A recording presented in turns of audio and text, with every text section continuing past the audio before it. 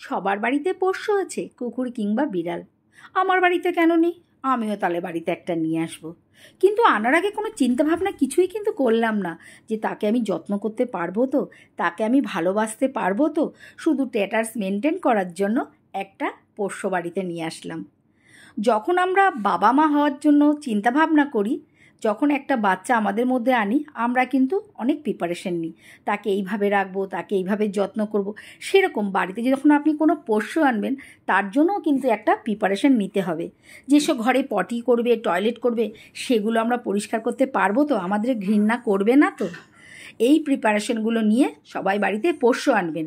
কারণ বাড়িতে নিয়ে আসলেন, যখন দেখলেন আর পাচ্ছেন না, বিরক্ত হচ্ছেন, তার গায়ের পশম উঠছে, তে ঘরে সে পটি করছে, হিসু করছে, সে অসুস্থ হয়ে যাচ্ছে, তাকে দেখাশোনা করতে পারলাম না, তখন রাস্তায় গিয়ে ছেড়ে দিয়ে আসলাম, এরকম চিন্তাধারা নিয়ে কেউ কোনোদিনও বাড়িতে পোষ্য আনবেন না। আমি সত্যি বলছি, আমার একটা মেয়ে নেই বলে আমার অনেক আক্ষেপ ছিল। আমি এর মেয়েকে, ওর মেয়েকে, তার মেয়েকে ভালোবেসে বেড়াতাম। কিন্তু যখন দেখতাম তারা একটু বড় হতো না, বাড়ির লোকের কথা শুনে তারা ঠিক সরে যেত। কিন্তু এখন যে রানী যেদিন থেকে এসছে, আমার মেয়ে না থাকার অভাবটা দূর হয়েছে।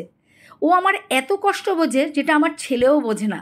যখন আমার মন খারাপ হয় না, আমার চোখ দিয়ে জল পড়ে, রানী এসে আমার পাশে দাঁড়িয়ে আমার দিকে তাকিয়ে থাকে। সত্যি বলছি, ওদের ভালোবাসুন। আপনি যতটা ভালোবাসবেন, তার দ্বিগুণ ভালোবাসা ওরা আপনাকে দেবে। একটা সময় আসবে, আপনার পেটের সন্তানও আপনাকে ছেড়ে চলে যাবে, কিন্তু ওরা যতদিন বেঁচে থাকবে আপনার সাথ ছাড়বেন না। ওর সাথ ছাড়বেই না, ওরা ওরা এতটাই ভালোবাসে। তাই রানী আমার মেয়ের অভাব পূরণ করেছে, আর ওকে আমি আমার পেটের সন্তান হলে যতটা ভালোবাসতাম ততটাই ভালোবাসি।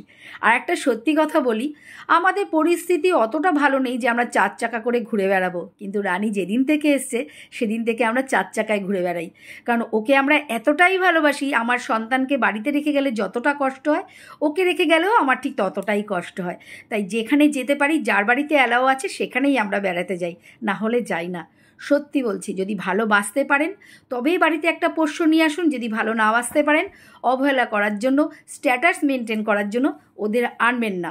আপনাদের কাছে অনুরোধ করে বলছি, ভালোবাসা এমনই জিনিস না, দিলে তার দ্বিগুণ পাওয়া যায়, কিন্তু মানুষ